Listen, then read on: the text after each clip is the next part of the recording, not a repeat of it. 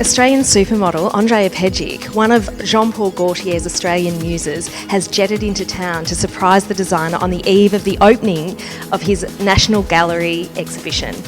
When you are, remember one of the ones you have. This That is in the one picture. also you have in a picture, which is there.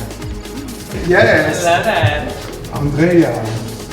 Alex Malka, who did that photo. Where was it? Where he did the photo? You did in LA or in Paris? I think in Paris. That's a LA magazine. I think. Yeah, it's a LA magazine, but he did that in Paris. Yeah. On the video with David Bowie, where did you do in London? LA. LA, Yeah. not in Old London. Mansion, no. With Twilda and like that. Yeah, It was an experience incredible. Oh no? my god. I mean, he's a legend.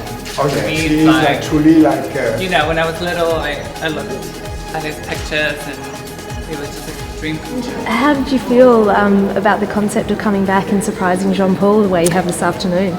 I thought it was a genius idea. I haven't seen him in a long time as well. It's been over a year, and I took a break from work.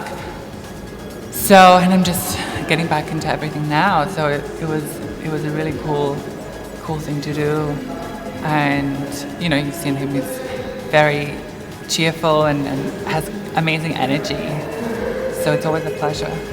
And how did it feel to walk in the room and see yourself, you know, in a museum, in a gallery? It's crazy. I mean, I never thought that I would, you know, see the day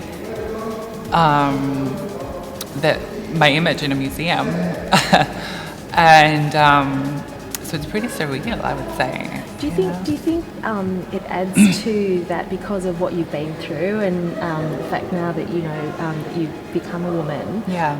Do you think as a transgender or transsexual person that has added emphasis, that it's something that's celebrated and? Yeah. Well, I think that, you know, obviously, it isn't a lie that, you know, the transgender community is one of the most discriminated communities in the world, and that it is at the bottom of the food chain. Yeah. So I feel extremely lucky taking that into consideration, and also my background as a refugee, to have been given this opportunity to you know, have had these amazing people see something special in me and allowing me to live the life that I live and to tell my story. And what about work for you? We haven't seen you out and about since you've. So yeah, I just recently changed my agencies, and I'm now represented by Society, which is part of the elite group. Yeah. And I'm just sort of slowly getting back into work. It's a process, and we're sort of just waiting for the right photo shoot and the right jobs, because it is a different direction that I want to go in now from what I've been doing for the past 4 years. And what is that direction that you want to go in now? Well, I think, you know, I'm very proud of what I've achieved, and I think I've had a very great sort of avant-garde and out there career, and I've done a lot of very interesting things.